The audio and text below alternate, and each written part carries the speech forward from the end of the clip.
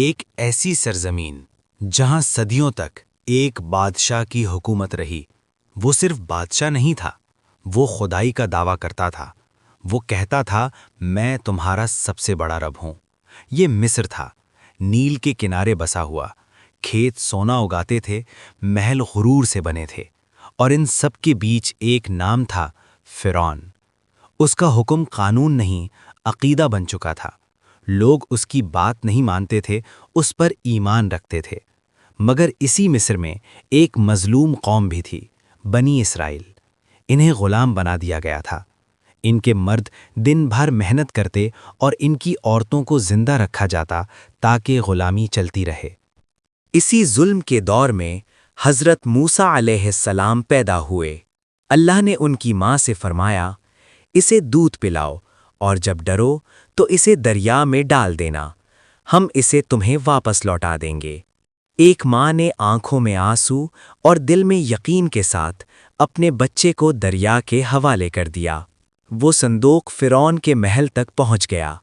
فرعون کی بیوی حضرت آسیہ نے بچے کو دیکھا اور کہا، اسے قتل نہ کرو، شاید یہ ہمارے کام آ جائے۔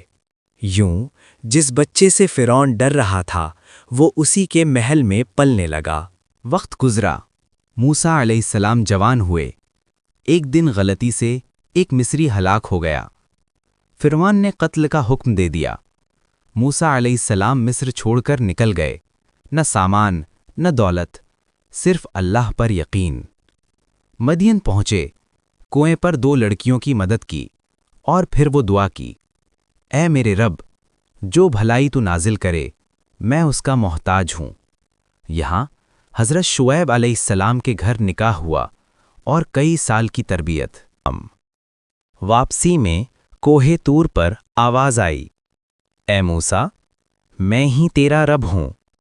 فرعون کے پاس جاؤ، وہ سرکش ہو چکا ہے۔ عصا دیا گیا، معجزے دیے گئے۔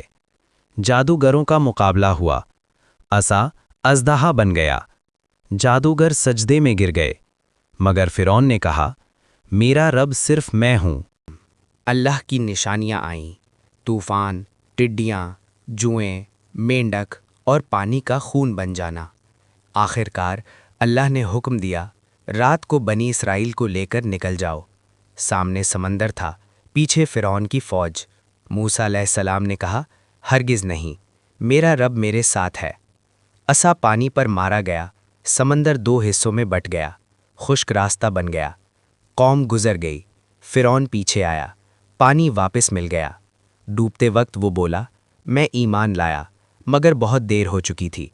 اللہ نے فرمایا، آج ہم تیرے جسم کو بچائیں گے تاکہ یہ قیامت تک عبرت بنے۔ پیغام: یہ واقعہ ہمیں سکھاتا ہے، غرور کتنا ہی بڑا ہو، وہ ایک دن پانی کی ایک لہر سے ختم ہو جاتا ہے۔ اگر یہ واقعہ آپ کے دل کو لگا ہو تو ویڈیو کو لائک کریں، سبسکرائب کریں اور کامنٹ میں اللہ